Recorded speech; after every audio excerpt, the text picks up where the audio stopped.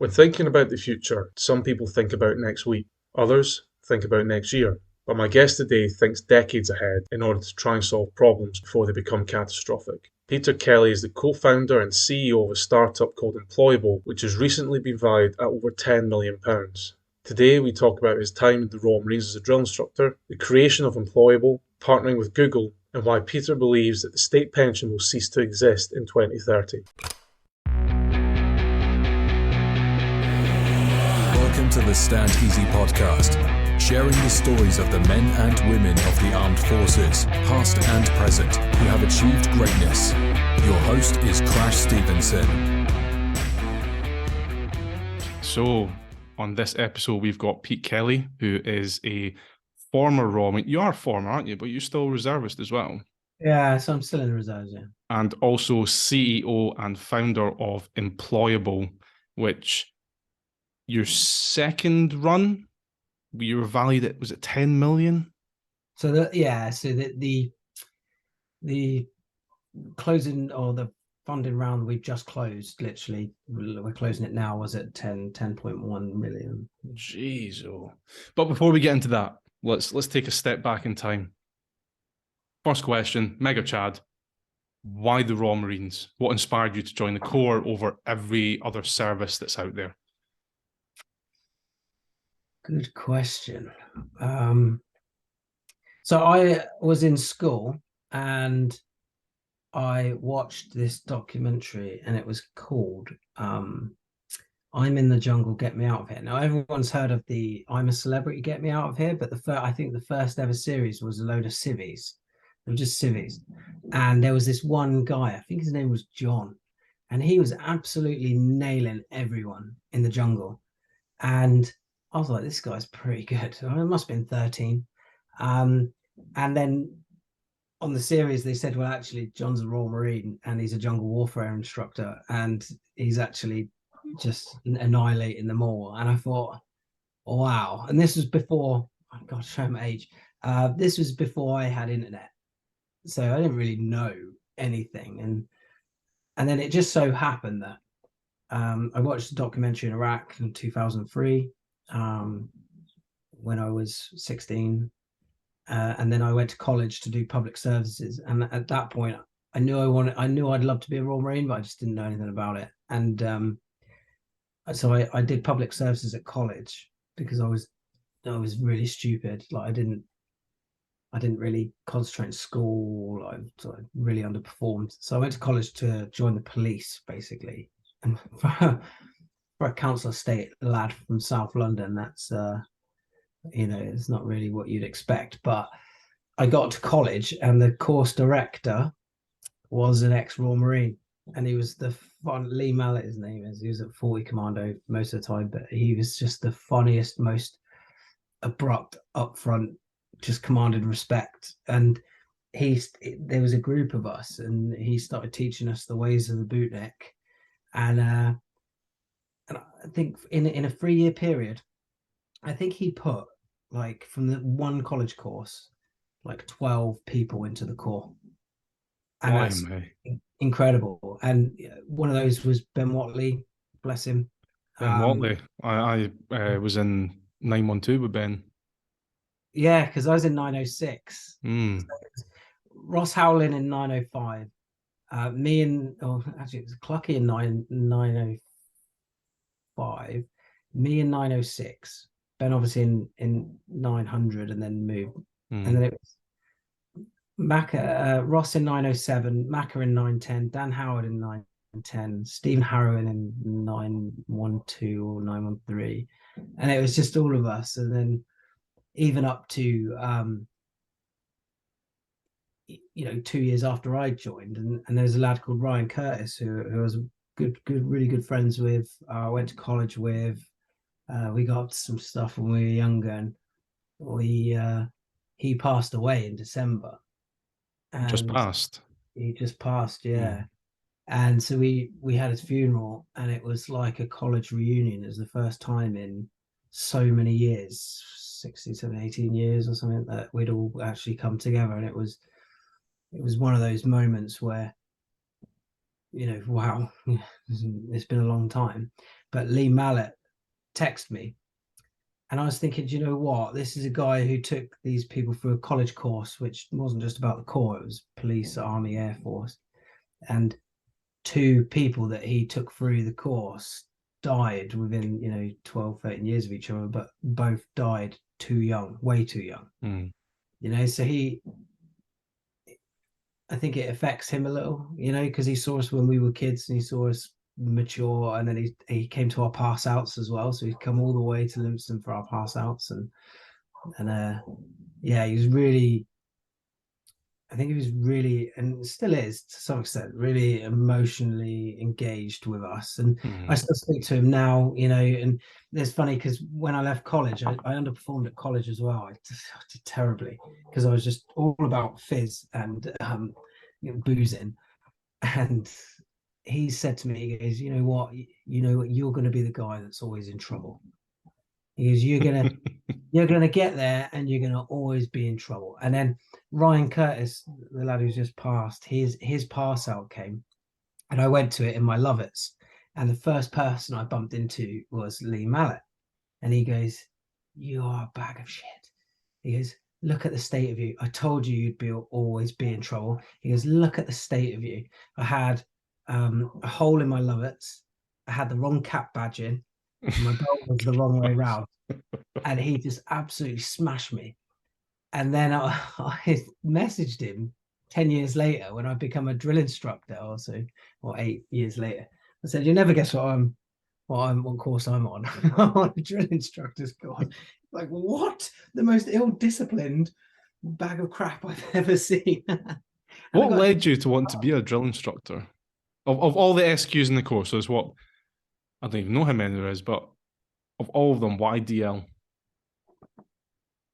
So I was a singler first. So I spent my Marine years as a singler, and then I was on HMS Albion, and that was horrendous but great. We went to like 30 countries, and then I went to Commando Helicopter Force, and then from there I went to MAOP, the Mobile Operations Team, and that was brilliant. I got there, and they said, "Right, in 3 weeks you're going Afghan." I was like, "Sound." I got back from there, and I was attached to BRF, which is now SRS.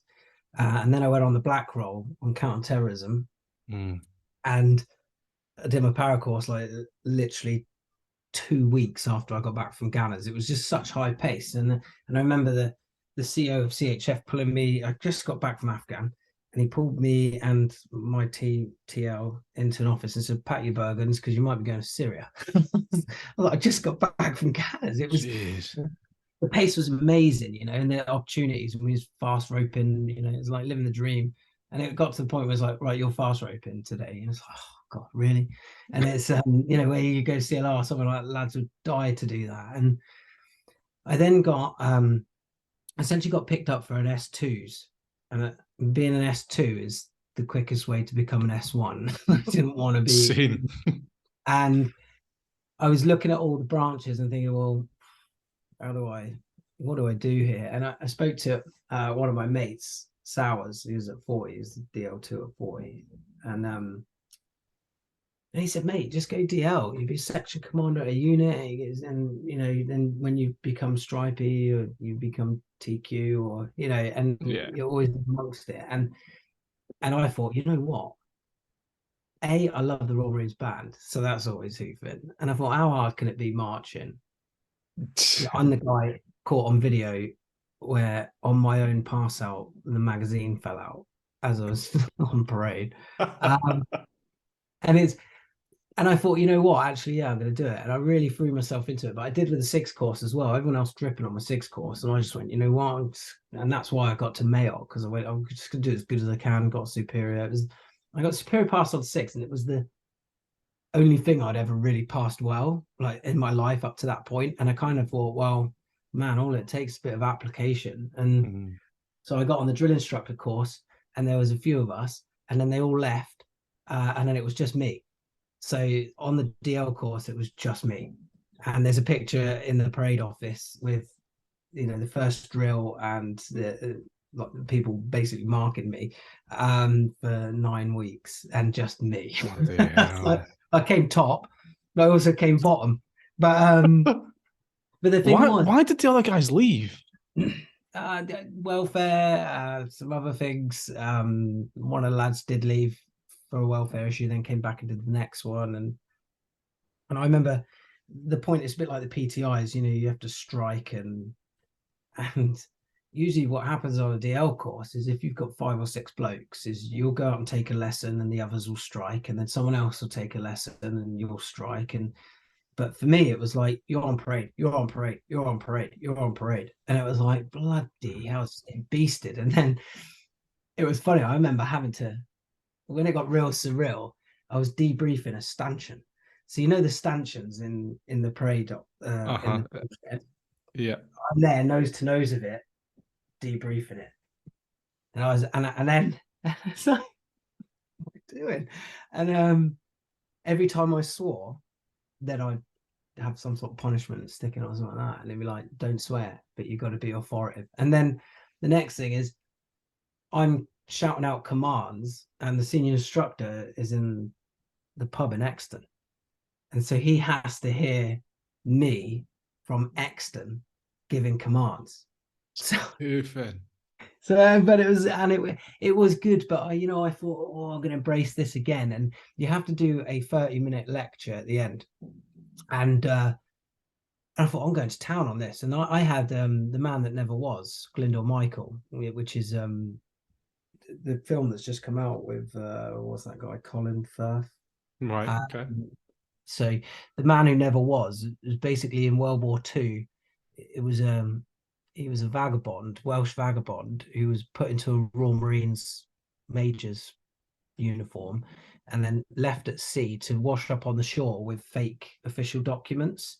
And then Hitler read the documents and moved troops towards Greece, where it said there was going to be an invasion, and then that's how they invaded Sicily and saved thousands of lives. So knowing that I had to give a 30-minute presentation on this, and in these interviews you get absolutely smashed. You've got the first drill there, who's the most senior drill instructor, and it was Baz Frift, and he's just notoriously the most pussers man in the world. It's brilliant. And then the senior instructors, Dave Wakefield, and then it was Jim Wright, who's just left. I think he's the EWO to the Navy. He is Jim Wright is the warrant officer to the Royal Navy now. That's right. He was my DL in training, actually. He became the first drill. Yeah. So and Stu Pearson, who I get on really well with. I love him. He's brilliant. And he's got. I remember Stu Pearson back in the day when I was in training. He had I think he had a tattoo of the core pattern, and he had like core pattern watch. So core Pearson, he was brilliant. And so these are people marking my. And it's all about you get marks for everything. So I went, fuck it. He must have some people that are still alive that knew him, right? Which is Ewan Montague is the guy who created the plan. So I did some Google search and I found his son, right? So I managed to go around the houses, go through LinkedIn and different things, and got hold of his wife, who then gave me his phone number. So I rang up his son. And I said, look, this is going to sound crazy, but I'm on a drill instructor course with the Royal Marines, and I know what your father did, and I have to give a lecture on it. Do you mind if I come and interview you? So he was like, yes, absolutely. So I drove to Reading, core tie on, everything. And he showed me the original documents, original pictures. So all the pictures that they use in the film, all the pictures that you see, I saw all the originals. It was incredible. But it was always contested that they never knew the identity of the man who never was, right? And Ewan Montague never gave it away. And they think it might not even be Glyndor Michael, although, absolutely, I think it probably was. And Ewan Montague, when he died, left a note, which is in a sealed envelope, that had the identity of the man who never was in it, right? So he's telling me this as I'm interviewing him, I'm writing it down, taking pictures. And he goes, yeah, my dad left me a note with the identity of the man who never was. And I was like, I'm about to get a massive scoop here. This will blow them away. And I was like, who was it? He went, I kept to my dad's legacy and I burnt it. I was like, no. Oh, never. it was so amazing. And then, so I thought nothing of it. I just thought, wow, this is going to get me a lot of marks, right? Because, well, I've seen all this stuff. So I did my lecture, and during the lecture, I could see the first drill writing stuff down because I'm coming out with stuff that isn't actually available anywhere, right? So, and he's probably thinking, incorrect, because Baz Frith's brain is like a quantum computer. It's just anything. So gets to the end, and I can see them all writing down notes like they're going to smash me now. And the last picture I put up was references, last slide. I said, oh, my references, I did this. And then I put up a picture. I said, and this is Ewan Montague's son. And I went down to Reading, and this is me with the original documents. This is me with this original photograph that I'd used in. So I'd used the ones they got online within my presentation, and then showed a picture of me with the original. And I thought, well, I've nailed that. And then Baz Frith just went, closed his book, put it down, and he goes, I cannot ask you any questions. There you go.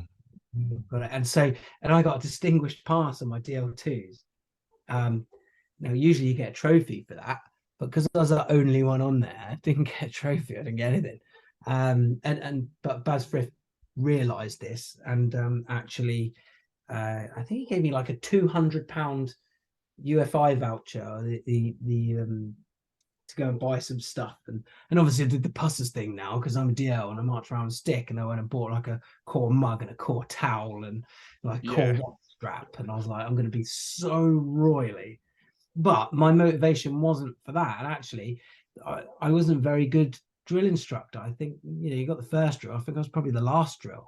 Like there's so many things, because I was really good with the troops, as in like they get shouty with training teams, and I could obviously get shouty, and it was like the Hulk, but I'd have this rapport with the troops, and so every inspection, RSM's inspection, Phil Gilvey was RSM at the time, and I never failed RSM's inspection. I never failed company commander's rounds, and consistently I was told that the rounds were brilliant. And you know why that is?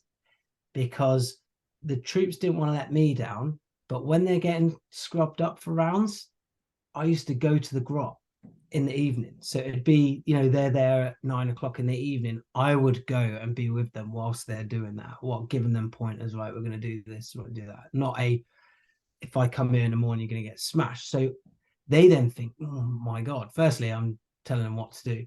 Mm. And secondly, they're like, we absolutely have to nail this. And consistently, I had really good feedback. Now, where it fell down was on the drill, right? And I remember this one time, there was two things that stick in my brain. The first one is it was the RM350. And so most of the drill instructors are down in London. Baz Frith was down in London. I'm just up in Lympstone. I got like 10 troops. I did the King Squad. And we've done the camp commandant's inspection. So he comes and watches the King Squad arms drill and then signs it off. So I've sat there. This is my first ever King Squad. It's for the CG. So the CG. No pressure. And I did James Bond. And what, the theme song to James Bond? Ding ding ding ding ding ding ding ding ding ding. That's hoof. I didn't know you did that. The camp commandant said, turn something. Okay, then what's going on then? See, can't even put up a blind. So the camp, I remember then you bang one up and you say, sir, that completes the whatever troops arms drill display. And so I've done that. And he went, thank you, Corporal Kelly. That was one of the best, if not the best, arms drill display at the Holt I've ever seen. And I was like, I am nailing this DL stuff. Baz Frith then turned around and said, I'm sorry, sir, with all due respect, that's the worst one I've ever seen. Because he liked traditional. He didn't like nude stuff. He wanted traditional. Let me guess, he wanted Last of the Mohicans theme song. I think Life on the Ocean Wave, or the Priberansky March, or but it's so that was number one. And number two was, I remember inspecting this nod troop, right? And I got on really well with my nod troops. And I flanked the first three people. So, they failed the inspection, get on the flank. I get to the fourth person. I've noticed everyone's looking at me real funny. And I'm like, what are you looking at? And they're bricking it. I'm like, what are you looking at? Get on the flank. I'm at like the fifth person. And he's looking at me. And I said, you're going to tell me what you're looking at, why everyone's looking at me funny, or I'm going to thrash you all. I'm going to thrash you all. And he goes, I was like, spit it out, man. He goes, Corporal, you've got no RMs in. So I stood there on parade. And I went, and so I went, oh, right, you get back in it. Right, you're going to go for a break. And then I remember hard targeting it through past, because I have to go through the first drills office, past the first drill office. So I'm like hard targeting it to my locker to put some RMs in to then get back out of parade. I was like, well, we had an extra stand easy there, and this will never be spoken about again. It's just. I remember we had, I forget his first name, but his surname was Vensuavi. He was our DL at King's Squad Pass Out. His name, I think it's Polish. It's spelled Wiklawek, but it's pronounced Vensuavi. Yes, yeah, I know exactly who you mean. But he, so I've seen him. We'd been doing, obviously, the last week before you pass out, getting absolutely thrashed, and it was like 9 o'clock at night, and he's like, all right, another run through. So we did another run through. He wheeled us into the drill shed, took us, halted us, and he came along and he walked in front of me. For fuck's sake! And he threw his paste stick on the deck, and it splintered. And just like that, he broke character. He's like, oh, shit! Oh, he's like, oh, lads, I didn't mean to do that. No, that was hoofing. Yeah, you're all ready, but fuck, I'm going to have to pay for that now. But yeah. That pay stick, like on your DL course, you have to present your pay stick every day. And so you have to take it apart and brasso it. But you get a blank pay stick, so you have to do everything yourself. So you have to varnish it. You have to, you decide the color, and then you varnish it yourself. And then, so it's a lot of time goes into those pay sticks. And I got lucky. I still, in the RMR now, I'm an absolute flyer. I'm still a corporal 10 years later, but I still got the pay stick I was given for RM350, which came pre-varnished, pre-everything. Oh, nice. Plate on it. So I still do like the November ceremonies and help run the training for that for RMR Bristol. I've done it for years now. So if I lost that pay stick, I'd be gutted. But I'm still messing up today. I mean, these days, I mean, I got on parade for November ceremonies, November just gone, and I've gone, lads, left my pay stick at home. I'm in Bristol. My pay stick's in Plymouth. And I was like, yeah, great. Let's and then luckily one of the other lads was coming up slightly later and managed to just bring it in for me, thank God. So what motive, I was gonna say what motivated you. What led you to leave the Corps? It sounds like you're having an absolute baller time. What was it that made you go, I think my time's now? I'd say 2014 was a really crap year in this parade office, because we're split everywhere for the RM350, and they were doing the horse guards and all sorts, and it basically left 3 DLs to run 16 troops. And I'd done like foundation, King Squad Foundation on the bounce, and I hadn't been home in like 3 months, and I lived like 5 miles away, and I was just like, is this the pace? And everyone started getting threaders with each other, flashing at each other. It was just not a nice culture, and I thought, have I made a monumental error in joining the DL branch? Have I just completely career blocked myself? And then I didn't really think anything of it, but I was drinking very heavily. I remember being at a corporal's to the mess do, and the next day the RSM and the camp commandant recommended me for a PTSD check. So God knows what I did there. Wow. I think it was just because I was spinning dits, Afghan dits. I don't think it was anything sinister. I think I didn't get trimmed. I come back out of theatre and they forgot me basically, and that was not. And then they told you you're potentially going to Syria 3 weeks later. Yeah, but I loved it, and I woke up one day and I just said, "Oh, I think I'm going to leave today." And I went into the office and I just did those clicks to freedom, and that was it. And I Did was you have a like, right, plan for what you were going to do outside? no, none. And this is the big issue. And that's because I was an idiot. Going back now, I mean, I wouldn't change where I am now. So I think I'm a firm believer that you have to go through what you go through to get to where you are. So, if Yeah. one thing had changed in my past at any point, I wouldn't be where I am now. So, I have to be thankful for all the crap as well. It really helps you internalize and come to grips with some of the things you go through, especially as a child. I went through a pretty shit childhood, and I always hated that and certain people. And then I thought, well, actually, look where I am now. If one thing had changed, yeah, I could be somewhere better, I could be somewhere worse, who knows? I could be dead. So it's like I kind of have to be thankful for that. And I had no, I knew I was interested in business, right? And that's because I've been very entrepreneurial through my life. So at school, to get by, I used to find Pokemon cards from my little brother and then sell them at school. And then I remember in primary school, do you remember Tamagotchis? Yeah.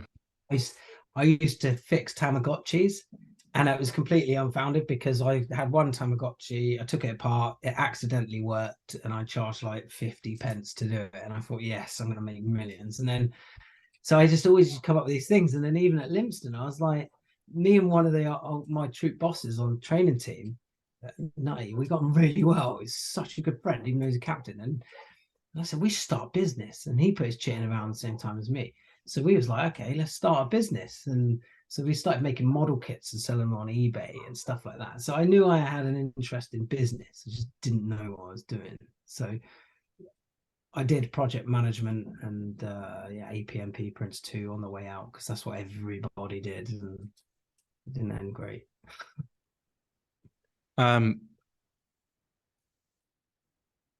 Left the Corps. Where did Imployable come from? So left the Corps, spent nearly a year unemployed because didn't transition properly, got in stupid amounts of debt when I was trying to sustain my life, pretty much just falling apart. I messaged Phil Gilby to see if I could get back in the Corps, and I couldn't because it was toppers. Joined the reserves, that saved my life.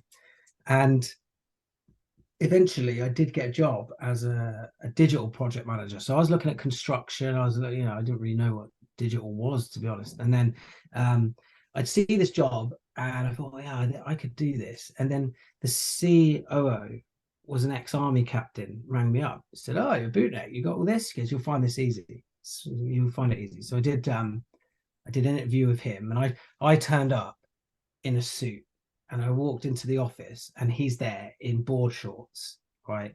One man band. And with my Facebook open on his computer. And I was like, oh, that's quite hoofing. And then we just had a chat for like 2 hours. And then I had an interview with the chairman and then the CEO. And they gave me a job as digital project manager. I ended up building apps for Louis Vuitton, RAC, Glenfiddich, startups. And I just went, you know what? This is amazing. Like digital transformation projects, running big projects, flying out to Poland. And then I then thought, well, hang on, I can fix why I was unemployed here. There's a digital solution for this that no one's looking at. And so Kieran Yeoman, who's my co-founder, we were on a SIGS course together. So we were both singlers. We were on the same SIGS course in 2008. And he had left the Corps and was running like an employment company, helping unemployed people get back into work. And so I rang him. I'd interviewed for a job with him when I was unemployed, and he didn't give me the job, and I'll never forgive him for it. But I rang him and I said, look, I got this idea. Do you fancy talking about it? And so we met, and I took him through it, and we mapped it out, and that's how it was born. We didn't know what to call it. We called it For Who, as in for FOUR and Who, and our business name is actually For Who. And then we just sit there looking at each other, and we went for an investor meeting with this lady who was the former head of recruitment for Shell. And she goes, oh, I hate the name. And I was like, yeah, me too. We hate the name too. And then we was driving back up the line, back to Plymouth, and we was just saying names. I said to Kieran, what about employable with an I? Like I'm able and employ. I was like, just check it out because I'm driving. He's like, doesn't exist. Doesn't exist. I was like, bullshit. Doesn't exist. So we got home, bought the domain, bought everything, went on 99 Designs and got someone to design us a logo. Like, it's like, we did it all so cheap as well. And that's how it started.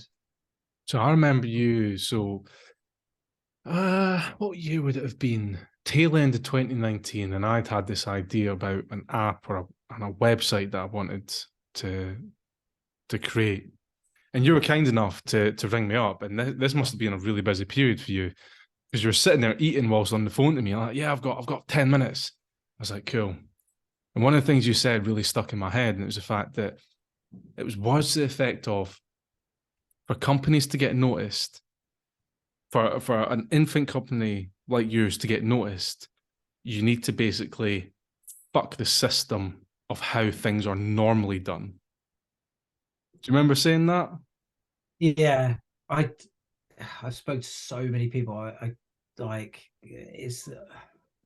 I could do consultancy now. I know everything there is to know about app and software development and you can lose money really quickly, really, really quickly, like quicker than anything else. Buildings, anything, software you could be spending 100 grand a month and run out of money. And especially if you're designing and doing the wrong things. And it's, you kind of, if you think about the saturation in the market, because everyone wants digital solution, right, for everything, which means that when you come up with an idea, it's been done to death 500,000 times, right? And where I think I sit and where my genius is I don't see things now. I see 10 years away, and I look and I say, in 10 years, what are we going to have? And now how do I reverse engineer that to have what I have now? And with Imployable, you look at it and you go, how is this an infant company, 6 years, right? And it's got one app, 2 web apps, 3 different systems, a coaching arm, and you think, wow, like you've grown. But it's not because I go, let's build this piece of software over here, because there's a little market over there we can go and do. I'm 10 years ahead, and I'm going, I need this to enable me to do this, to enable me to do this. So if you look at the Employable app where we started, it's just an app, right? Career management app that allows people to look for careers. And it's at its most basic stage. This thing's going to get so clever, and the next 5 years are going to be incredible, like harder than the 6 years I've had previous. So we got the app sorted about, career management, and it's going to be very, very clever. But then realized that we partnered with Google quite early on, and I was in Pret a Manger, and I got this phone call and I ignored it because it was from Ireland, and I was like, oh, who are they? And then listened to the voicemail that said, hi, it's Google. We've heard about your startup and we'd like to partner with you. I was like, what? So I'm in Pret, like in Exeter, like what on earth? And I rang them back. At any moment, did you think somebody was getting on you on a really sophisticated bite?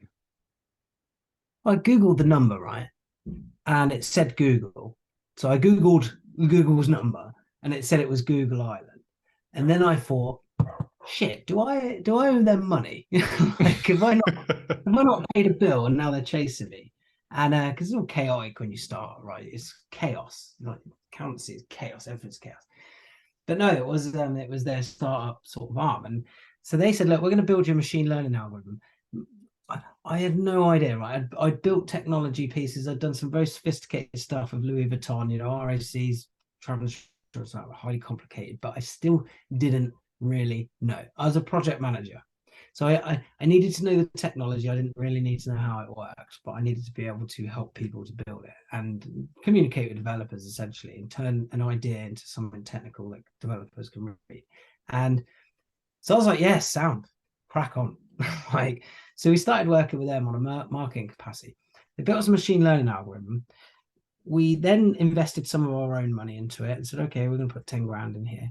we pressed go, and we had literally 20,000 downloads in like 2 or 3 days. And Wow. I was like, shit, like that's what you call catastrophic success, right? Which is you grow too quick, you're not ready. So we turned it off because we were just getting smashed by these users. You know, they're clicking on it, they're downloading it, we're getting hammered in the App Store. Like, it's got no jobs on there, it's got this. So you know, it's a big lesson in targeting the wrong people and not being ready. But the problem with software is lots of people think they're not ready and they wait years. It's too late. So you know, it's never going to be perfect. The whole point of software is you will never have a finished product. So we then built the Connect system, which is a jobs board essentially, right?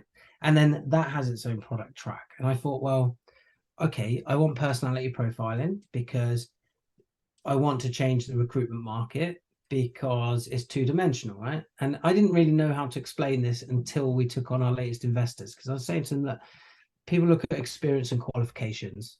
I said, but I want to add personality profile into the mix that's accessible to all businesses. So not this 50 grand solution that some big company can pay. But I said, it's digital. It's digital and it's serviced digitally. It costs us nearly nothing.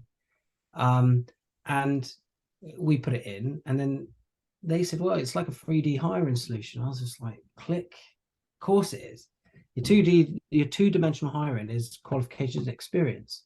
You add personality, you've now got 3-dimensional hiring solution, right? So already we've just smashed Indeed and Reed and recruitment agencies, and that hasn't even properly been launched yet. It's been tested, but we haven't really properly launched it because you've got to bring everything up at the same time, right? Because I have a much bigger picture.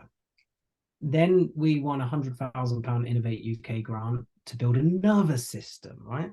So it gets complicated because during the pandemic, we said we need to make money. No one's buying. But what there are is a lot of people becoming unemployed, and we can do something about that. We then won 16 contracts with the Department for Work and Pensions to coach people into work. And we used our own technology with them that made a proof point. And at the same time, we was developing this new system because and this is what I mean when you have to completely disrupt really nowadays. And so we're running these contracts, and the DWP have given us 700 people, right? We have almost the whole of Scotland of their long-term unemployed. Here's 700 people that need to be coached over the next 8, 9, 10, 11, 12 weeks, right? We went from like 5 employees to 50 like in a week through coaches and all sorts. And so we're doing it, and it's been run on a spreadsheet, right? How do they normally do this? How do they do this, right? Because what we're doing is we're taking this person, right? Download the Imployable app, build your profile, and you can look for jobs, and you can look for this, and you can look for that. Fantastic. Why are we running them on a bloody spreadsheet? So let's make a cohort management system. Yeah, what do we call it? Let's just call it Employable Cohort. Right, great. So what happens now is the DWP send us people. We add them to the cohort management system. The system automatically sends them the Employable app. They populate the Employable app. It populates their profile on the cohort management system. And then me as a coach, I can run it all through the app and this system. No more spreadsheets. And then we just developed on that even further, that we're just saying, this is the baseline standard. It's crap. Well, how can we innovate that? So outcomes, if a person gets a job, they have to send an email, they have to show this, they have to show that. If I want to know what this person is doing, I have to ask them, what are you doing? All right, I'm doing this. We all made it. So now when the coach logs into the cohort system, it will show them everything that user is doing in the app: job applications, interviews, what industries they're looking at, like how many minutes in app, their job related activity. It tells them all right there. So they now can coach that person. So it's simple things like that. But people think it's random. And I think some of my staff probably think it's random as well. But I had a vision right at the end, or right at the beginning, that said we could become the Department for Work and Pensions digital, right? Where everything can be managed from this system apart from the human interaction, which we deliver anyway. But the biggest play is on data. Like big data is going to rule the world here. And I knew that right from the start. And that was always my goal, was to be able to make change using big data, because we collect loads of data. So we don't sell data for advertising. I never will as long as I'm here. The app doesn't have any advertising in. But what I do is we want to make that data blind and aggregate, and then create the world's first live data intelligence dashboard, which we're now doing. So, I mean, this will have a profound effect on the economy. So productivity, for instance, right? So the UK is now entering a skill shortage that's really bad, really bad. So what's the metric? 20% of all people will be, or 40%, 20 to 40% of all people by 2030 will be underskilled for their job. And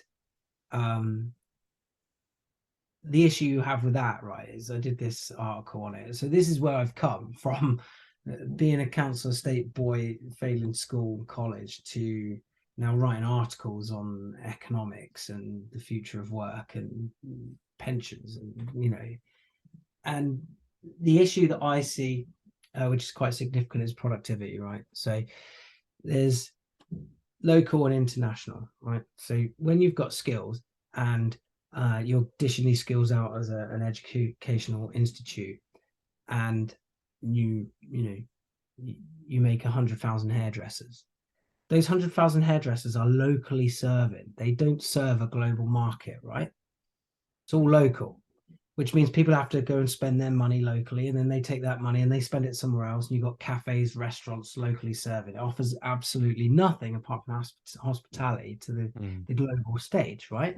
And the UK used to export lots of things, which made money, brought money in. We now, I think the biggest thing we export now is financial services, but it's not enough. So without upskilling people, they offer very little value on a global stage, which ultimately reduces the productivity of UK PLC. So UK as a business, how we perform on a global stage, which is why we are all now underpaid, which is, so one of the things I want to do is increase productivity by showing the skills gap exactly where it is, because it's all guesswork at the minute. They'll send out a load of surveys and they'll get the surveys back, and it will take 6 months. Then they'll make a white paper report, and that will take 3 months, and then they'll publish it, and it's already 9 months old, and it sampled the tiniest amount of the UK, and then they'll build a whole picture on it, right? Because that's all they can do.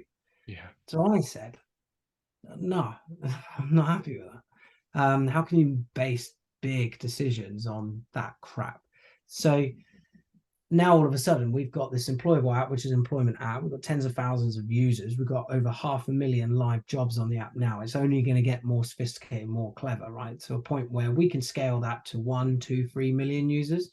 Now, the way that we take data is we know everything about an individual. We make it blind and aggregate. But now what it means is you've got a live, completely forever updating intelligence data lake, essentially, that we can then render and pull out and show what the picture is. So you go on to the system and say, show me everybody with this skill in the UK, and it will give you a map and a hotspot where those skills are. So if you're starting a cybersecurity business and you're in, I don't know, the Upper Hebrides, for instance, and you go in there and you see where these skills, and you go, well, actually there are none where I live. So what's the chances of you getting those skills, right? So you decide where to base your business based on that.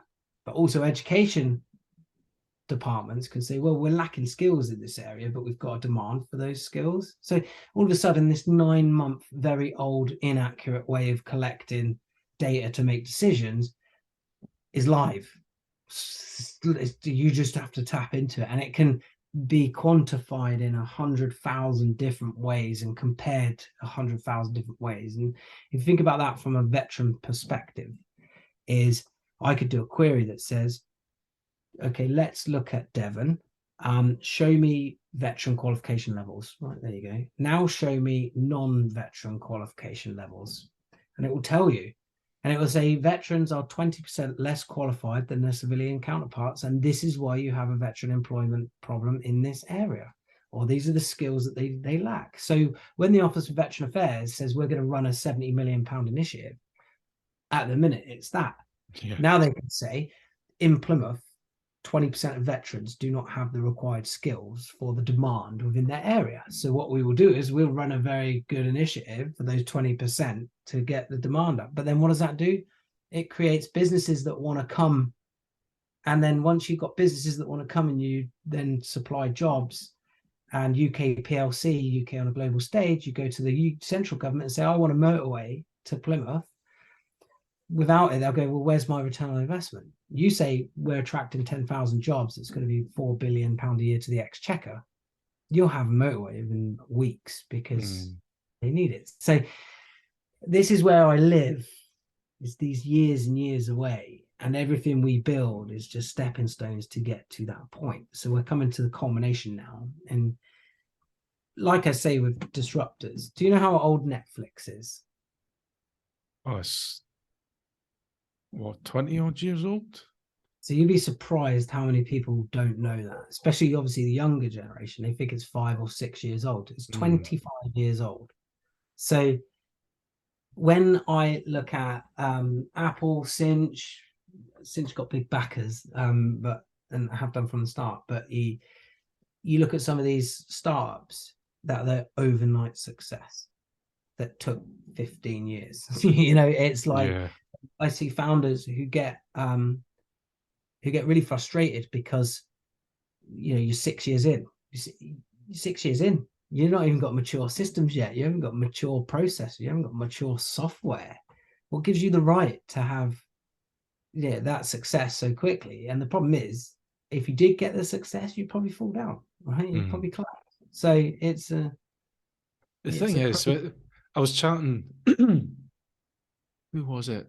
It was either Emil or Lindsay Bruce, and we were chatting about the fact that, in fact, it was Emil, because he was saying he's got a 16-year-old lad, and he's telling him to, take his time to go and pursue and get the success. But the younger generation of Emil's son, the 16, 17, 18-year-olds, even 5-10 years ago, looking on social media, all they see is instant success. All you have to do is log on and that's it. There's no delayed gratification anymore or anything like that. And it's so bad because you're saying there, CEOs 6 years, why am I not successful? Now you're getting guys who are, trying to start a business and 4 months later, they're like, why am I not a millionaire yet? And it's so bad. So we've gone through the biggest probably generational shift in human history. And I'd say that you had the Industrial Revolution, right? And then this is the digital revolution. It's just taken a little longer. So it took 20 years for the first half of the digital revolution, the internet and certain digitalization. It's probably taken 3 years for the second half, because everything is taking off, right? So generationally, our granddads would join a job and they would stay there for 30 years. They'd be company men, right? And then you've got millennials like us, and millennials will change jobs 2 to 3 years, every 2 to 3 years. You get bored, itchy feet. And then you get this sort of generation now that needs gratification instantly. And it's meaning that we're losing skills. I'm not saying it's across the board, but I have some really, really big worries about the world, really big worries, and they're not, unfounded. I mean, you just have to look at history over the last sort of 5 years. If you look at the Cambridge Analytica scandal,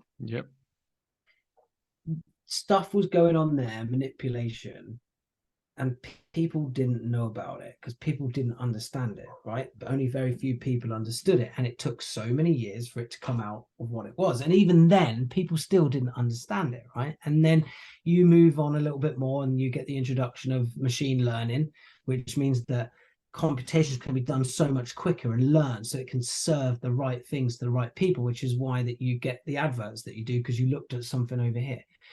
Then you've got the creation of AI, and AI is dangerous. Now, when it comes to AI, it's not dangerous because it's going to take over the world, right? People think, oh, AI is going to take over the world, right? AI is not conscious, so it can't consciously, like ChatGPT and AI like that is only as good as what you put into it. So it will only process information, right? The next stage of that, it would be probably quantum computing, which is a whole new level, because it's, imagine this MacBook that I'm on times a million processing power, right? And speed and access, and modeling is where it's really good. It can model a million different outcomes from a data set in seconds, right? And then you've got, I can't remember what they call it, atomic processing, and then I think there'll be neural process as well if you look at Elon Musk and Neuralink and things like that. But what I'm saying is technology is going so quickly that we as human beings cannot keep up, which means that if we cannot keep up, we are vulnerable, right? And if you think of it in a sense of military, is when your enemy is advanced and is advancing quicker than you, you're always on the back foot, right? Now, this is exactly the same thing with regular, ordinary people. You can't know everything about everything. It's impossible, even though I try. But you look at disinformation and misinformation is World War III. We're in World War III now, and it's an information war, right? Because nobody knows what is real and what is fake, right? And that's even just from written things. But what gets even worse is when you throw AI into the mix. So have you seen like these AI filters? Yes. Right? So you could be a completely different person. But the bit that scares me is AI can replicate voices, right? So I heard this story of, this happened a couple of weeks ago, where AI bot listened to a conversation of this girl, processed her voice, restructured it. It then called her mum, and it spoke to her mum on the phone as if it was this girl, and defrauded the mum, got the mum to transfer funds. Now you think about that on an even bigger scale, when you've got deep fake technology like that, that's getting more and more sophisticated, is you will never know what you're looking at, right? And the only way to verify what you're seeing will be going all the way back round to being in person again.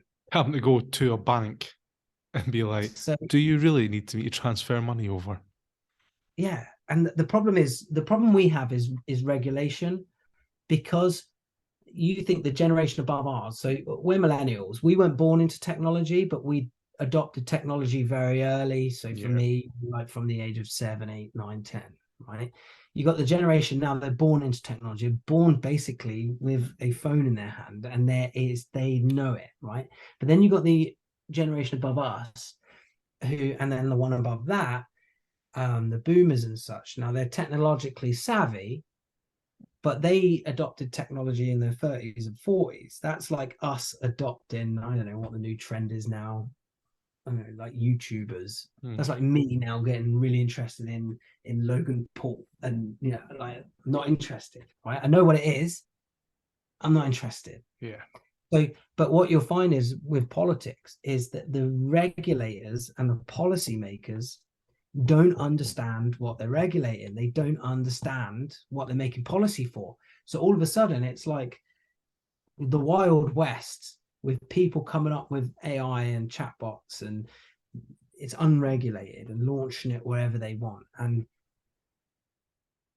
we are going to be in a position where we're making regulation as a response, not preemptively. You just need to look at, and a really good example, I think, of what you said there is when Mark Zuckerberg, the CEO of TikTok, when they were before the Senate in the US, the majority of the Senate is late 40s, early 50s plus, and they're asking, to you and I, they're asking mega solid questions.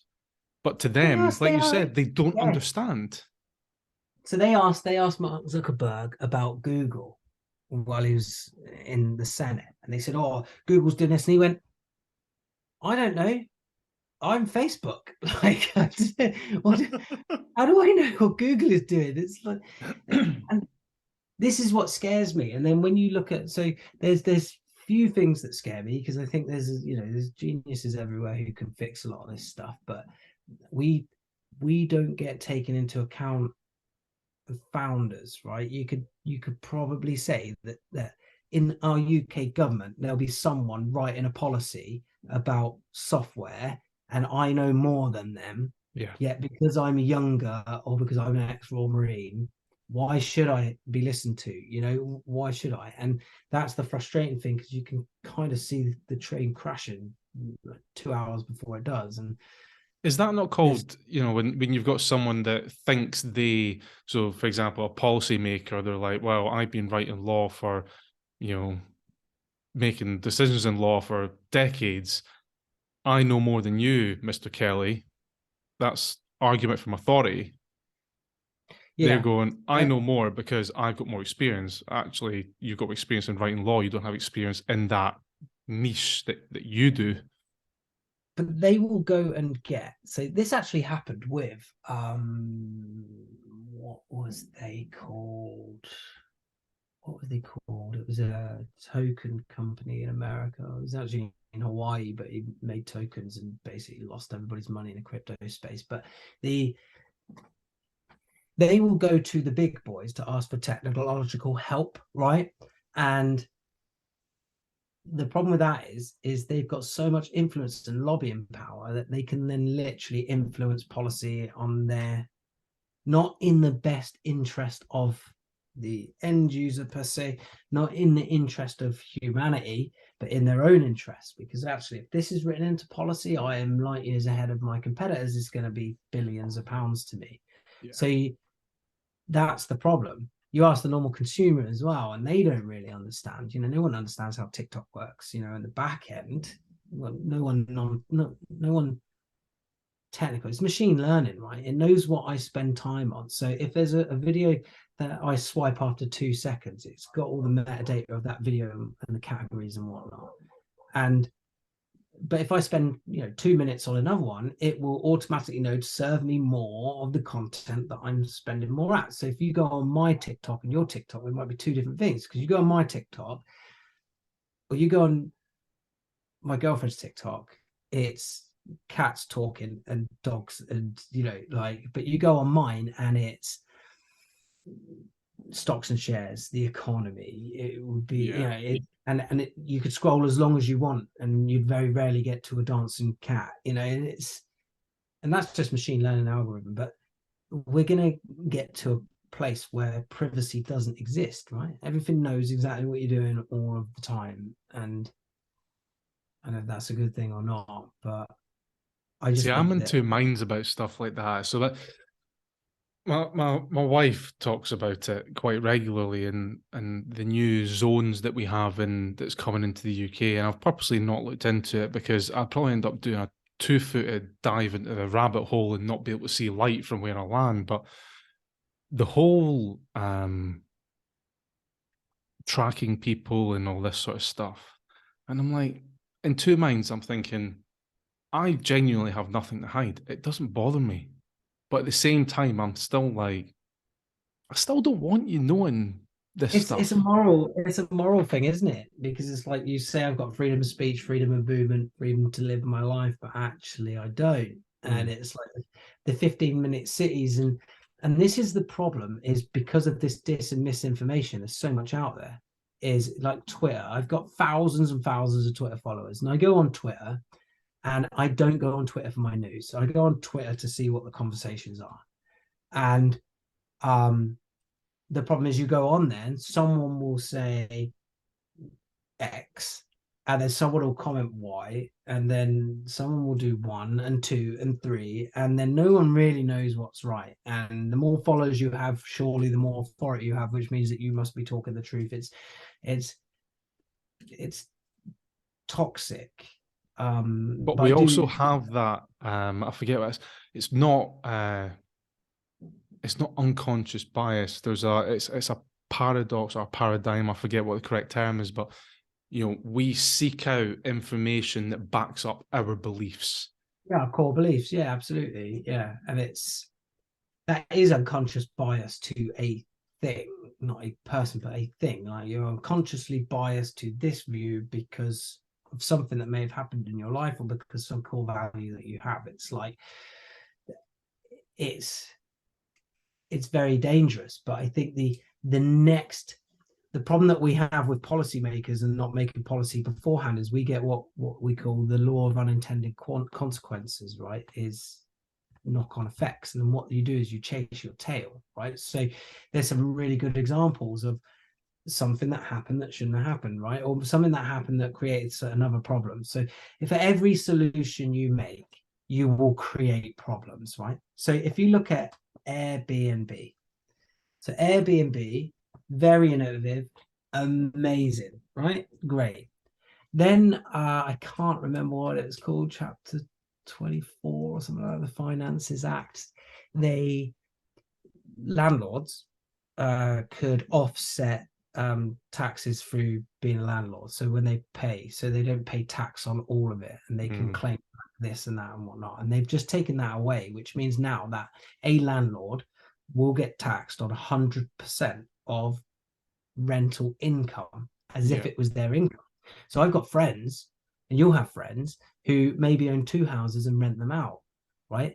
And they're on 30 grand a year. They rent their houses out, which pays the mortgage on those houses. But now they're getting taxed, and now in a higher tax bracket, which means they're poor, right? So guess what happens then? They go, and Airbnb were wrong. And I actually tweeted them about this because they were wrong. Because they then put out saying it's even easier to put your home on blah, blah, blah, blah, blah. Now, what's happened is landlords have gone, fuck that. Why would I get taxed, put myself in a high tax band, be poorer, right? I'll just take my house off the rental market, and I'll put it on Airbnb. And now that means the Airbnb prices have gone up, but rental prices have gone through the roof. Demand is high, supply is low. So because they've done that, the law of unintended consequences, and 2 different things, one to, penalize and tax grab from landlords, has created the biggest housing problem we've probably ever seen in the UK. And if I'm not mistaken, landlords who have Airbnbs, aka holiday lets, they can claim back, or they can write off their interest from their mortgages. Whereas starting in 2018, I think it was, I'm a landlord. My wife and I have got a house that we bought to live in, and then I used up all my bargaining chips staying north of the border with drafts, and I'm like, I'm going to end up probably the arse end of the country. So we decided to rent it out, move back into military housing. And to begin with, it was great because we were like, there's 100% of our interest that we can write off. And then over 4 years, they reduced that by 25%. And now we can't claim back any of our interest. So yeah, it's less than ideal. I mean, we still do well. We still make a good positive cash flow, and we've never raised our rent for any of our tenants, despite the fact that there is a huge, you look at what Zoopla says we can get for our house. We could be making an extra £100 a month, but we're not in it to make money like that. We're in it just to. You are the backbone, right? Like it's not institutional housing landlords, right? Who's got a portfolio of 10 plus houses, and that's how they make the money. It's the backbone of the housing market is average Joe's, normal people who have got a couple of properties, assets. I don't see them as assets because it costs you money. Asset as a liability, or it's become a liability now. So it was an asset because it was paying you money and it was paying its mortgage, therefore it's an asset. If it doesn't make you money, it's a liability. So people who go and buy a new car, you haven't bought an asset, you've bought a liability. Anything that costs you money is a liability. So, but what's happened now is the demand for housing has just gone through the roof. And in Plymouth, you could rent a 3-bed, nice semi-detached property with a garden and a garage for £800 3 or 4 years ago. And you're looking at £1,200 now. So, and you think And then you look at inflation, and the government says, "Oh, we've gone up 10% inflation." We haven't. That's a lie. Well, it's not a lie. It could be a lie. It might be a lie. But there's hidden inflation, right? So people don't understand about hidden inflation. So why am I poorer?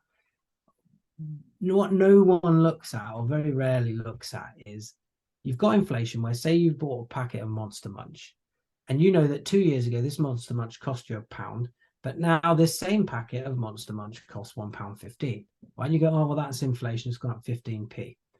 What you don't look at is that 2 years ago you had 100 grams, but now, and for £1, but now they're selling you 75 grams for £1.15. But it's so subtle that you don't realize, you think you're buying the same product, which means you run out of the product. You look at milk and who counts? Did you ever buy a packet of Rich Tea biscuits? Yeah. Did you count how many biscuits are in there? No. Did you look at the net weight? Nope. No. But now it's probably gone up about 163% based on all those factors. So people go, oh, it's 10% inflation. Well, that's only 10% from the last quarter or last year. Inflation is more like 3,000%, which means that even though the average wage sits here, your buying power has gone through the floor. So, and this is why when people go, I do more shopping now. That's because you buy in less. You just don't realize it. And so there's all these hidden inflationary measures that are in there. And that's not the government, that's corporations, right? They're going, well, we can't scare them off by putting it to £1.50, even though some are. We'll just pull a Sweeney and hope no one notices. Well, I fucking notice. And it really annoys me, because then policy comes out like this with landlords, which now drives housing up. Right. And then you've got immigration policy, no matter what you think about that. And I try and stay very apolitical. I try not to get into camps. I'm not interested. Right. I want to solve big social issues. But when you've already got a stretched housing problem, and then you throw in that the fact that no new houses are getting built, and then you throw in that an immigration policy that gives housing away, and all of a sudden you've got 200,000 families that can't get a house, and they can't get a mortgage either because of inflation. They put the interest rates up, which means now that you're paying higher interest rates, and so you can't get a mortgage. And you go back a generation when they could buy a house for 3-4 times their wage. Now, like, you need a 40 grand deposit before you even do anything. And insane. So there's all of these things that are happening, and because everything's so big and everything's happening so fast, you can't keep an eye on all of it. So you go, oh, here's this problem over here, right, we'll write a policy. What's happening? We'll write a policy to fix that problem. And then what they've done is, because they can't see everything, is they've just created 5 bigger problems somewhere else. Oh shit, right, we'll go fix that, and it's caused 5 bigger problems somewhere else, and they're chasing it. And the problem we've got is how far does it go before ultimately, which will happen, is civil unrest. But you can't keep spending money. And this is the problem with the state pension as well. Anyone who thinks they've got a state pension is wrong. All right, let's hear about pensions. Okay, so this is interesting. And what I do is I'm a bit weird. My brain has to work like 100% of the time. So I don't sit and play PlayStation or anything like that, right? So I woke up on a Saturday morning. I read an article on on pensions, and I was looking into like private pensions, and so I started doing some research. And I was like, okay, and there's a big thing with state pensions, right? So we are a state where pensions are funded through current taxation, right? So you and I pay tax, and it pays the pensions of all of the people who are pensionable age, right? So I did this article and just sort of reflected back on it now, because it was a couple of months ago, and scared the shit out of me, to be honest, right? So because I work in the skills, economic development, growth, productivity, and then looking at my own personal circumstances, what I need to do in terms of, you need £1 million in a pension pot to live comfortably. So I started looking at the state pension, and I started looking at some figures and facts, and it's not great. If anyone who's banking on state pension in 2030 is doomed. It's not going to exist. And the reason it's not going to exist is because I'll just read it from here. It's just so much easier. So in 1970, the population was 55 million, right? The retirement age was 65 and life expectancy 71. So when they retired, they lived for 4 years on their pension and then died, right? So the in-work population was 60%. So 60% of the population was in work, right? And the retired population was 11%, about 5.9 million people, right? I go much more in depth about tax collection. So what the government collected in tax, and then VAT, the introduction of VAT in 1970, I think. No, I can't remember. But essentially, here's the crux of it. So I looked at 1970, I looked at 2021, and then I looked at 2030. So right back in the middle where we kind of are, and then moving forward. So the people think we're overpopulated in the UK, right? People say overpopulation, world, global overpopulation. It's wrong. It's completely wrong. So back in 1970, you had 60% people in work and 11% of people in retirement age, right? So then in 2021, the population was 69 million, so it's gone up. Retirement age 66 and life expectancy 81, and the in work percentage being 59%, right? So the average retiree in 1970 was collecting 4 years worth of state pension that they paid into up until 65, and in 2021 the average age had gone up to 15 years. So that same pension model is now having to last 11 years longer, right? Now here's the scary bit. In 2030 the population is projected to reach 70 million, right? It is also projected that life expectancy will rise to 83 and retirement age 68. So they're putting the age up to 68 to keep that 15 years between retirement and death. Because if they kept it as it is, like if you look at France, what's going on in France at the minute, they're taking it really personally. So the real problem is retirement age and population size, right? So the in-work population is projected to be 50%, right, of that 70 million. The retired population is projected to be 21%, right? So if you look at that in figures, right? So for 2021, this is only a couple of years ago, right? The retired population was 18%.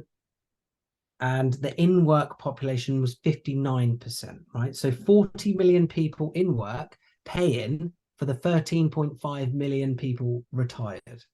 Now, this is where population is going to really hit us, right? So the population projected to be in work is 50%, so 10% less, so 35 million, right? And the retired population at 14.7 million. So 12% less people have to support more people compared to 2021. So 5 million less workers are going to have to pay for, I think it's like 4 million more people. So it doesn't work. You can't tax that many people enough because the system is that the current taxpayers pay. So I know it's a long-winded way around to go around it, but basically because of life expectancy being one of them, because of underpopulation of working age, and this is another law of unintended consequences, right? When you take away natural selection, people live longer. If people live longer, if you don't change something, then you don't address it, right? They're not living for 4 years anymore at a cost of 30 grand. They're living for 15 years at a cost of 200 grand to the taxpayer. But now they're not having babies anymore. So there's 5 million people less to pay tax to support 14.7 million people going to be retired. you just have to do the maths. I think it would. So the government will be paying near 134 billion pounds just to pay pensions, state pensions, right? Yeah, so they're going to pay 134 billion, right, up from 97 billion from 5 million less people. Now, what people don't understand is the government only makes money in two ways, right? One is through taxation, and the other is through bonds, right? Selling bonds, and so unless you can up the tax, you ain't making any more money as a government. But this is where we come in as employable, because if you can get more of the population into higher paying global needed jobs, you will be able to charge them more tax. So actually what they need is 5 Wow. more people on a higher rate of tax. So, and this is the issue with global skills and the skills problem, right? Now, you can really get deep into some theories here, right? Okay. So, and I think it's just a coincidence, but you never know. And I like to look at all sides. Right. So, what are the two things that kill economies? Well, Absolutely annihilate economies, right? COVID was one of them. No, right.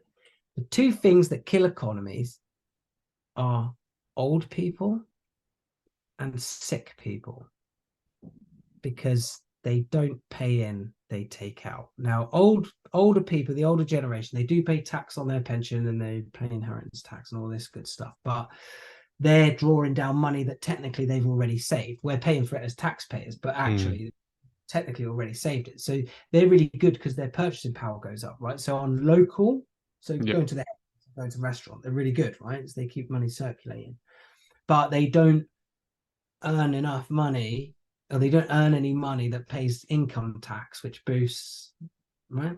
And then you've got sick people, disabled people, and that's a bit disingenuous, but people who can't work through to illness, right?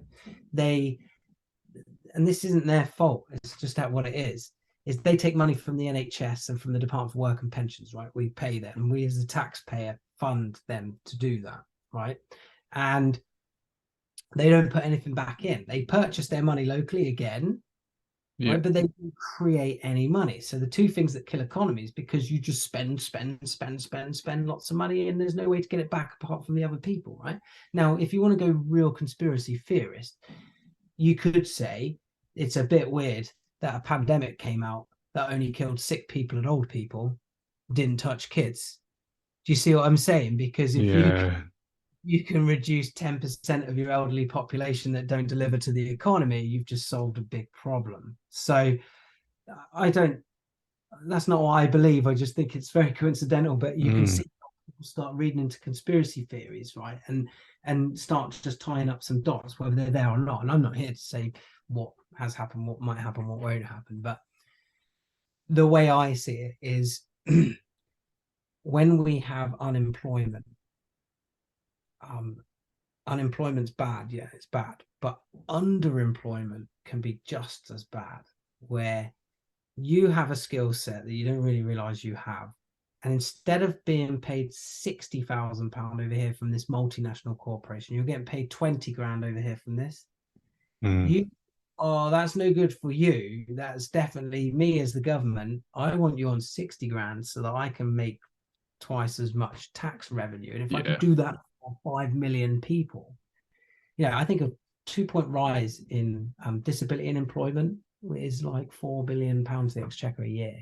Big money. So we got really big problem, and this is what consumes me all of the time. And this is where I will sit and have a 2-hour conversation with chat GPT at 2 a.m, because I'm just naturally inquisitive. And how can I fix this, and what can I do to fix that? Well, the way I see it is, to be able to make decisions on skills, you need to know what's going on with skills, and you need to know demand, right? So if you look at the data play, a user comes on, they build their profile, we take away their personal data because we're not about that game, and we collect all of that. And now you're a business, and you go on and you can see where all the skills are, right? you're an app user and you're choosing a college course, university course, you go on there and you see all the demand, because we have a jobs board where the employer goes on and puts the skills that they're looking for. So we just plot it the other way around that says, well, hang on, here's your demand. But then we can compare them with other people as well. And then you've got the government side that we work with. So all of a sudden, decisions can be made quick in an instant. play. So that's my part. Now, if I can, and only 3%, if I can boost productivity by 3%, that's 53 billion pounds in economic output for the UK. Jeez. So this is the world that I live in, of not how can I make loads of money. I don't make loads of money, right? I don't make loads of money so I can afford more people like who do the work that I can't do. But I sit there and go, this is a big problem, and what can I do to fix that problem, right? And bar running for prime minister, which I'm just not going to do. What can I come up with? But at the same time, I'm thinking, what are the unintended consequences that could come from this, and what can I preempt, and what can I sort of like second, third order effects. If you do X, what could potentially go? Yeah, but the thing is, I'm not interested in. I'm very much focused on what I'm trying to achieve. But what I want to do is help others to fix these other problems. So if I can, someone come into an app, the app world now, for instance, software world, what's taken me 6 years, right? I could probably help someone else do in 3, because they just, all of the knowledge that I have and all of the mistakes that I've made and we've made, it can be eradicated. So and this is why when you call me up or you want to chat about a business idea, I'm going to give it to you exactly straight from my point of view. But then, yeah, go smash it. And I get so annoyed, and it does happen in the core, where people are not happy for people to be successful. And no way. I sat in a meeting today. I went to a meeting. I didn't know anyone there. And there's 2 other bootnecks who are working in big data companies. And I was just like, yes, who? And I was like, brilliant. You know your worth. Like, and get more, be more, do more. You can do anything you want, right? And so when I see people who belittle people or are jealous or don't like someone's success, it's not really happened to me, but I get annoyed, because I'm like, no, the whole point of the core and the whole point of us and veterans as a whole is that we support each other. So a veteran comes to me and says, I got this idea. Absolutely, you're paying me for it, because if I'm gonna make you more successful 3 times quicker than you would have, and save you from burning 400, 500,000, losing your house, damn fucking right you're paying me a day rate, because that's my value, right? When I help people, and I'm starting to get a bit more into this now in my spare time, is helping people be successful. But I think everyone has a value and everyone's be paid that value. But you don't pay me for time. You don't pay me for my time. My time is no good to you. You pay me for what I know.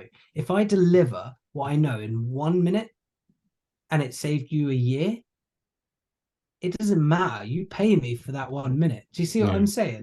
And this is where people, and I've been really bad in the past, where I've gone really quite in depth and helped people a lot. I mean, hours and hours, and assigned absolutely no value to what I do, and done it for free, and then spiraled because I've got too much going on. And it's like, well, actually, no, the whole point is you buy me for my knowledge, and I think everyone needs to think that as well. But I think everyone who's starting a business needs to also think about that when it comes to the customer and the client, whoever they are. So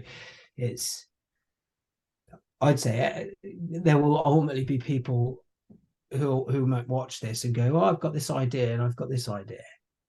Fucking do it. And if you want a hand, you can pay me, but you can do it. Don't sit on something. It's better to try and fail than not try at all. And if you're gonna fail quick. If you're gonna fuck it up, do it quickly. Because this is what I was chatting to with Emil last night, and he's like, he said, there's no disrespect to you, Crash, but chances of making money on podcasts now, making good money, is not so much. He says during lockdown, when it became really popular, then yeah, you could make a lot of money. I says, to be honest with you, it's for me, if I could make money off it, that'd be great. I've got 4 years left. If I could leave the core and have enough money making, podcasts plus my pension, laugh and kickbacks. I say something like, for me, there are very few regrets I have in life, and I'm very happy about that. But I says, if I didn't do this podcast, if the podcast, I've decided I'm going to do it for a year straight, and after that, if it's not, if the downloads, insights are shit, fine. At least I'll have done it. I'd hate, I touched base with you 4 years ago to ask if you would come on a podcast, and I finally got round to doing it. I would hate not to have done it, and then 4 years from now be like, maybe I should give that podcast a go. What you should do is always, always, always just stand on the shoulder of giants, right? Is grab the coattails of people that are going anyway. So people like Emil is great. I watched his documentary, the latest documentary. Bloody brilliant, the guy is just brilliant. It's just, he puts himself in places that just people wouldn't, and I just think, wow. Same as Nims with the 40. Wow, amazing, right? Now, leverage every bit of purchasing power that you have, right? Every bit of it, and don't feel sorry for it either, and unless you're being a nuisance. But if you can, like, get Emma on and go into detail on certain things, because his followers will watch it and might go, I like this guy, this Scottish guy. I can actually understand what he's saying, I can, and I'll just caveat, that's because I'm a posh fifer. This is true, yeah. Don't spread that around. But what I'm saying is, there's got to be an element of you need people with a following who you can, the currency, social currency that you can tap into, but then you also need to be able to go and find interesting people. And I think it depends on your niche, right? There are things like Diary of a CEO, right? Mm-hmm. And he will, the world's biggest CEOs and businessmen, that's his niche. Like, great, fine. I'd much rather watch something, and I do like these people, I'd much rather watch something to discover people.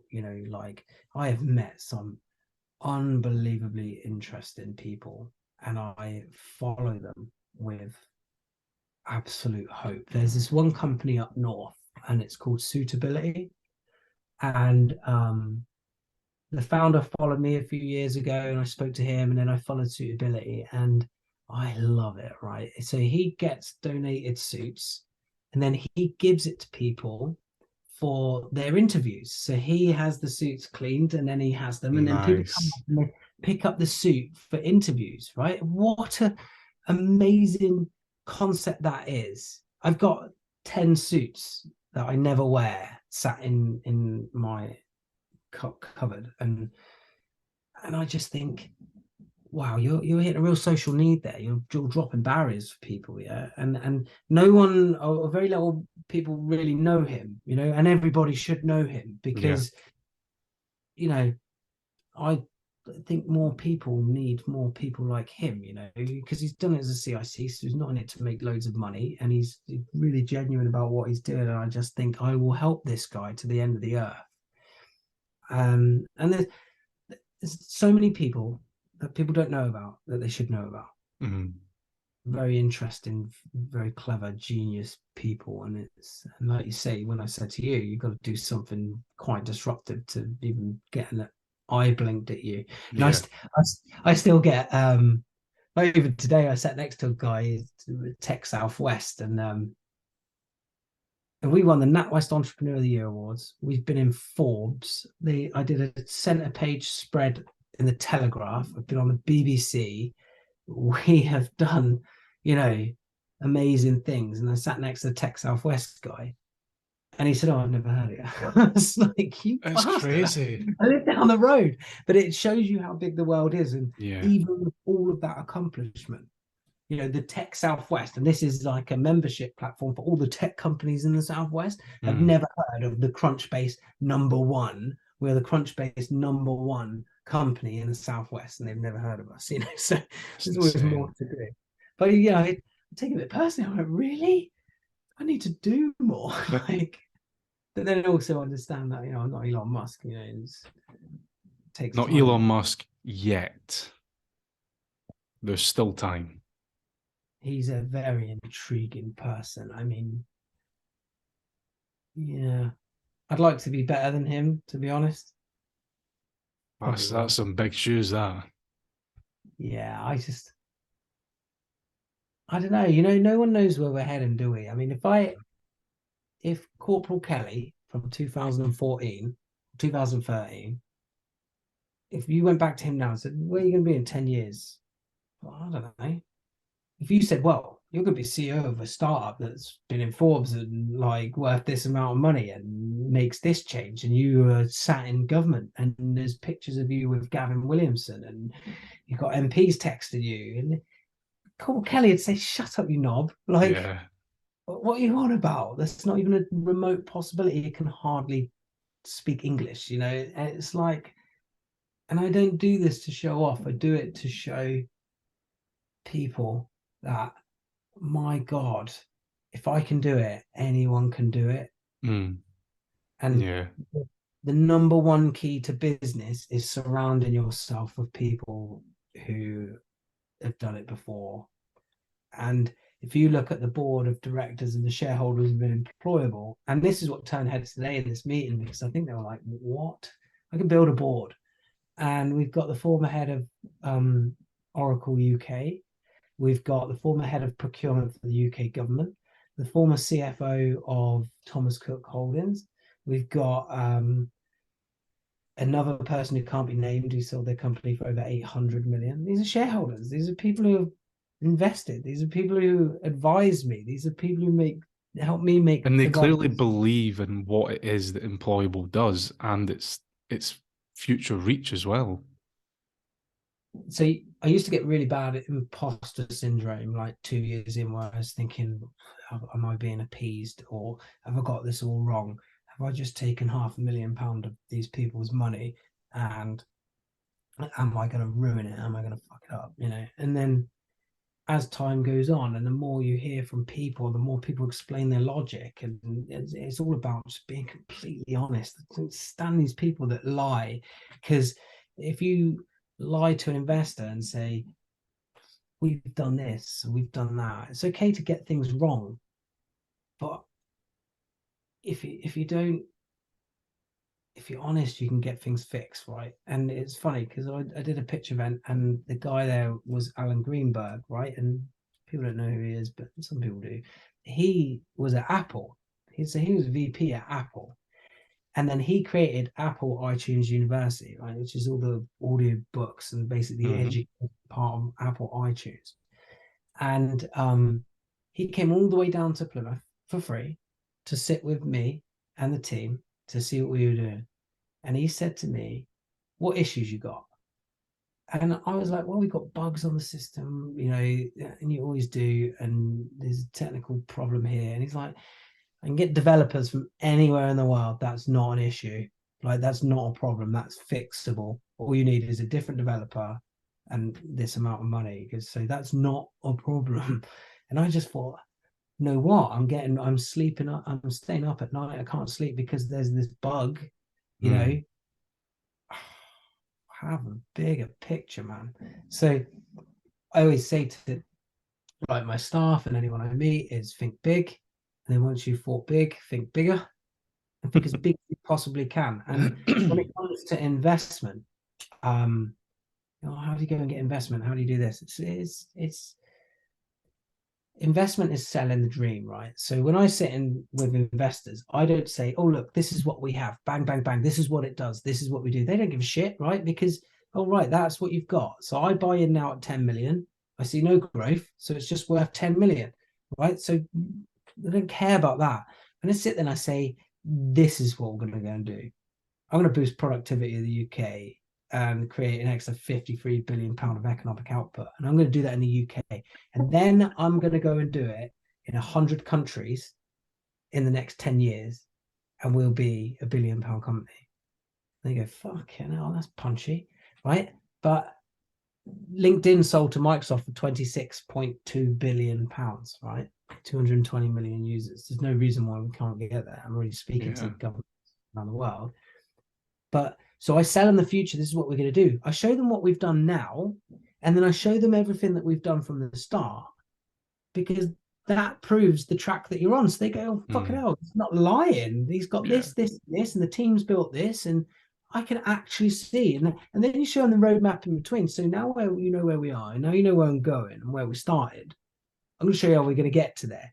I'm going to develop this, we're going to do this, that, and that's what we're going to do. And they go, fucking hell, that is actually achievable. Half the time I'm like, is it achievable? I generally look at a problem, I'll envision it, come up with it, and then worry about how technical it is later. So I'll go, yeah, this is what we want to do. And it's like with this whole data play, I was like, I drew it, I designed it, I said, that's what it's going to do, this is what it's going to do. Well, how's it going to do that? I don't fucking know, we will work it out. And then that's exactly what we've done with reverse engineering. Oh, actually, that works really well. So I never start from what's technically possible. I start from what is theoretically possible. And then there's all the solution technically. It might be very costly. It's never impossible though. Yeah. Right? The brain can conceive, it can achieve. So I just picture what the solution looks like, and then I work out how to make it later, and I've sat in meetings where I'm talking, like a couple of years ago, I was talking about the system we're making, and I sat there going, oh, man, I do not even know how we're going to build this thing. Yeah, do that. What about this? Yeah, don't worry, that'll be amazing. And they look at this rendered picture and they go, fucking hell, that solves a huge problem. And in my head, I'm like, picture, you know what I mean? Like, how are you going to do it? Well, we're going to do this, this, and this, and this. And then it does uncover itself, because now you know. And I give a lot of talks, and I say, if I get in my car and I don't know where I'm going, I just drive around endlessly, and I could do that forever, right? If I get in my car and I know my destination, eventually I will get there, right? If I get in my car, I know my destination, and I have a map, I'm going to get there. There'll be roadblocks in the way, there'll be a road closed or a crash or something, and you'll have to go around the houses, but you will get there. And that's how I see it, right? If I know the future of the problem, the solution, right, I know where I'm going. We don't know how we're going to get there, or technically. So the road's going to be like this. So it's going to take a long time. But then as you're going down the road, you go, oh, you as the head of Oracle. Oh, you took your company public for 2.2 billion. Oh, you work in this industry. Oh, you work for the government. And then you start pulling them into your journey, and then they start building the map for you, because they start giving you all of the expertise that you don't have, and the skills and the experience and the knowledge that build the road as you're going. They build the map. And that's insane. You've explained it so well, because there's countless times where I've thought, there's all these big massive companies out there, and how they, take Apple for example, started in a garage, it was a basic computer, and then I wonder if Steve Jobs back then thought, 30, 40 years from now, we're going to be $1 trillion company, if that was his vision back then. Or was he just like, well, we're going to make 100 Apple Macs to make, or we're going to make 100, whatever the first model was, to make some pocket money? I think the key is he didn't think about money, right? He went, I'm going to give every person in this country a computer. And that's it. Didn't know how much it's going to cost, didn't know how much they're going to pay for it. That was his goal, right? So in order for me to do that, what do I need to do? Well, it needs to be accessible, right? It needs to be small, it needs to be mobile, it needs to do this, and it has to do stuff. Right, okay, so what if we put this in and this in and this in, and then we'll go and sell a few, and then we'll learn, build, test, learn, build, test, learn. And I think that's the key, right? Is I look at it and I go, I want to make the UK more productive. I want my friends with skills to be able to access jobs and get paid for what they're worth. And then I want them to develop the skills that's actually needed. And I want them to do all of this, but then I want the people to understand and see these skills, because there's no good me giving you an app that helps you build your skills. You do this, if the other person at the other end doesn't value or see or even find those skills. So you build this app, it's amazing. It does everything that you want. And you don't have to go and sell yourself. We'll go do that. I'm going to showcase you. I will show these fuckers over here what they've always needed to see, 9 months quicker than they've ever seen it, more accurate. And they're going to go, huh. So this big tech company comes to the UK government, say, and they say, oh, we need C# developers. We need these developers. We need this. At the minute, the UK goes, oh, crack on, take your pick. And they go, oh, well, what can we look at? What about motorway data or office data? Yeah, there's all the offices. Oh, population? Yeah, population. Oh, well, there's bound to be some skills in there. We're just going to go Reading, right?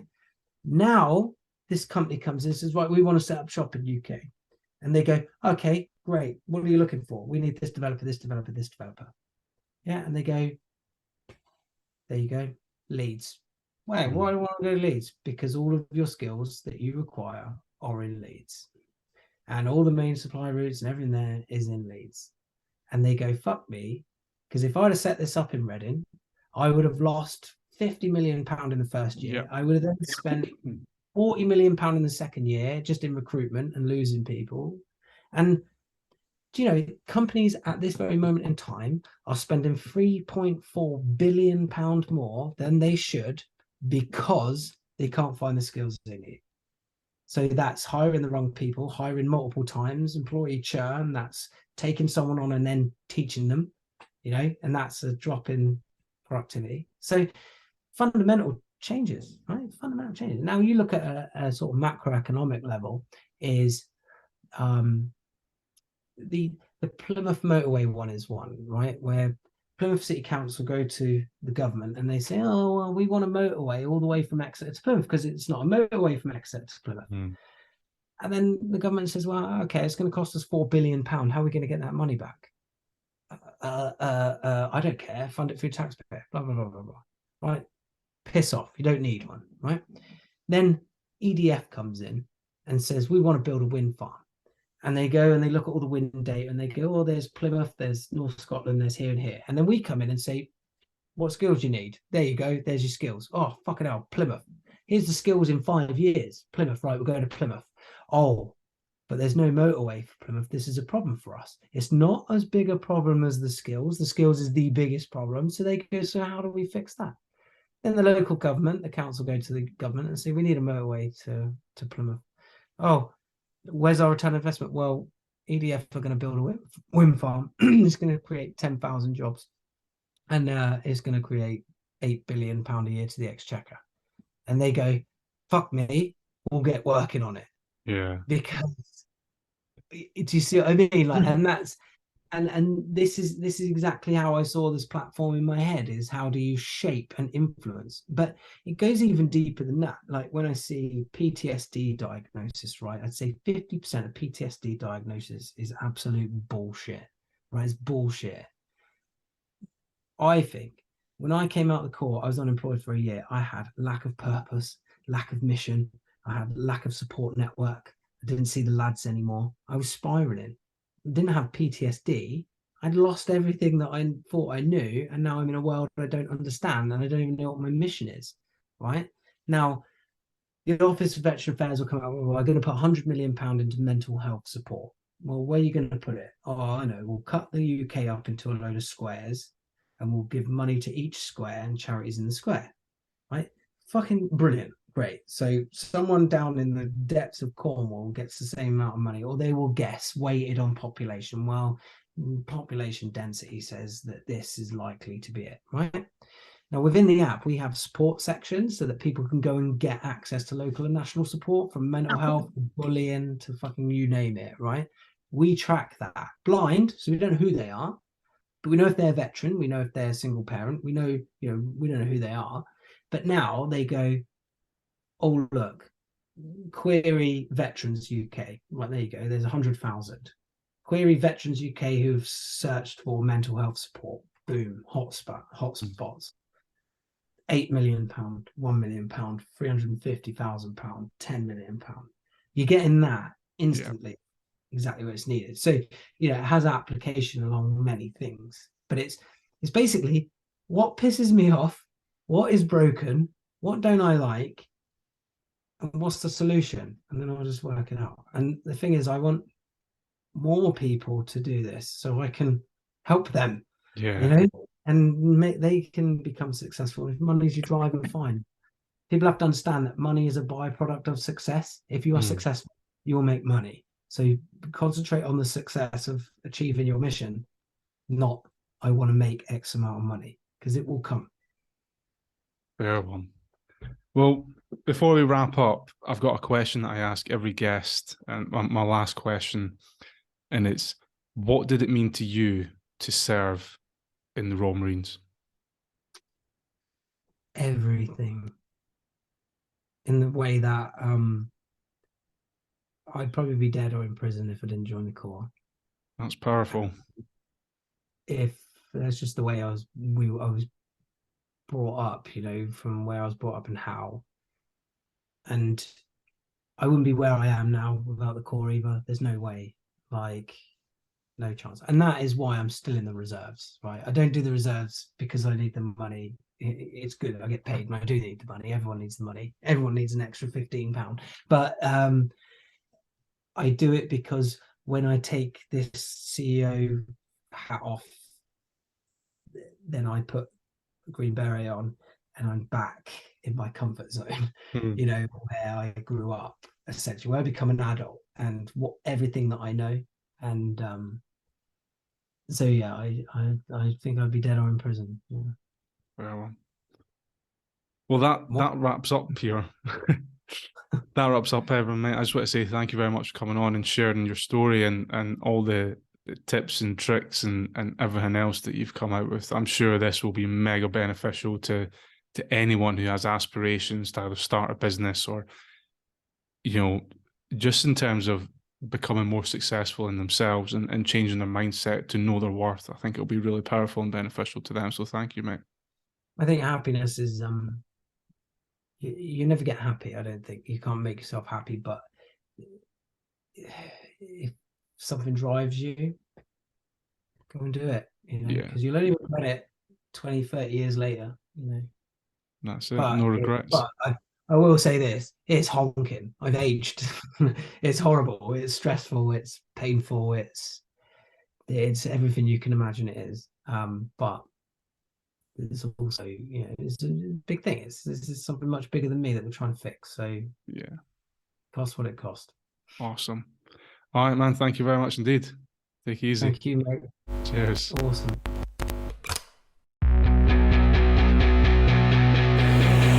Thank you for listening to the Stand Easy podcast with your host, Crash Stevenson. Join in the discussion over on the Facebook page at fb.me/Stand Easy Podcast.